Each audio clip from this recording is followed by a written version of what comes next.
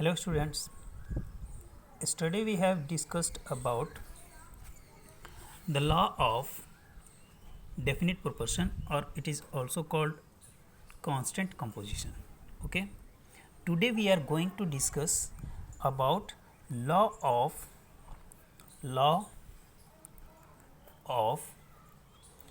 multiple proportion.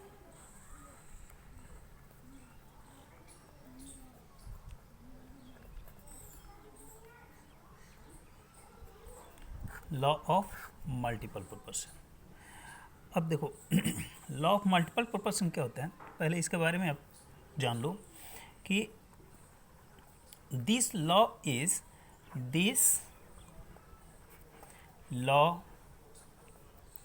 Is given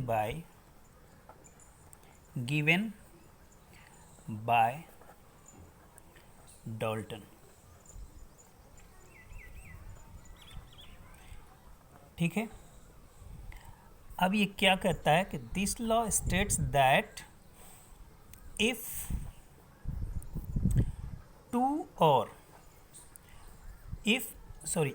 two elements combine to form two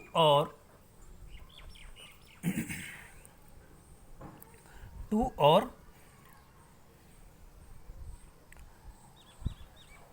more compound,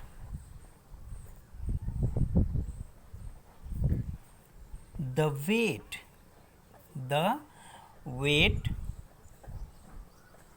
of one of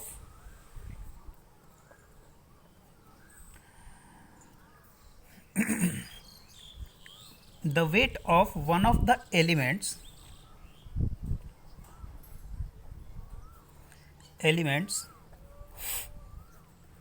which combine with a fixed weight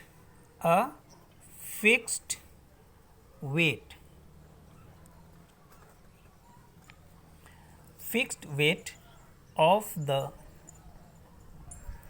other, in which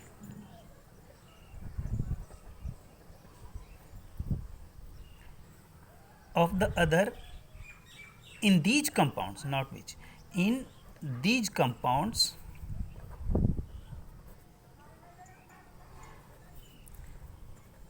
bear a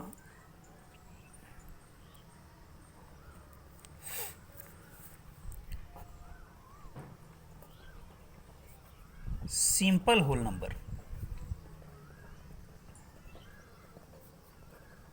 ठीक है, ratio by weight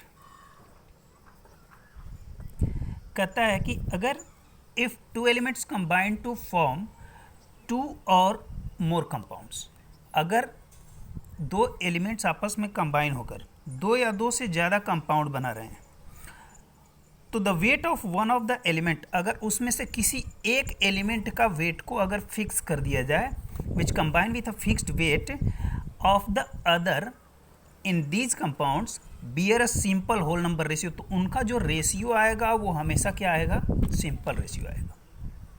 ठीक है, चलो इसको हम देखते हैं कैसे होता है। Let us consider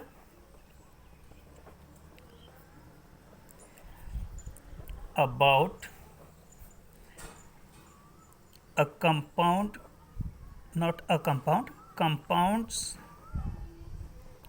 of nitrogen and oxygen। ठीक है, चलो हम इनके कुछ कंपाउंड्स के बारे में देखते हैं। तो ये 5 तरह के कंपाउंड बनाते हैं। ठीक है,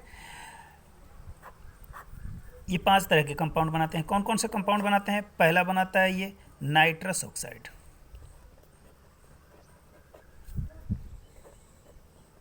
नाइट्रस ऑक्साइड बनाता है, इसका फॉर्मूला क्या होता है, N2O। क्लियर है?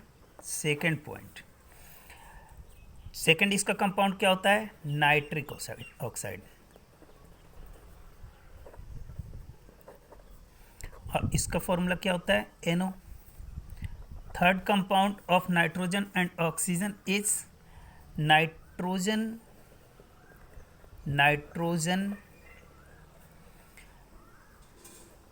Trioxide. Its formula is N2O3.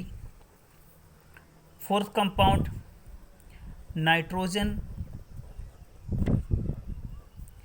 tetraoxide,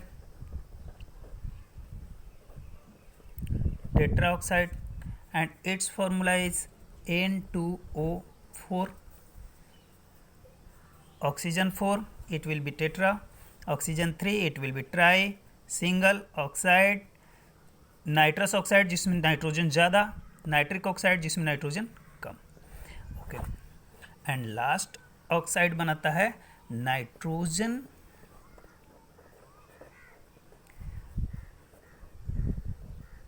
pentoxide. अब नाइट्रोजन पेंटॉक्साइड है तो बताओ इसका फॉर्मूला क्या होगा, N2O5 होगा। ठीक है, अब इन पर हम कंसीडर करते हैं नेक्स्ट वीडियो।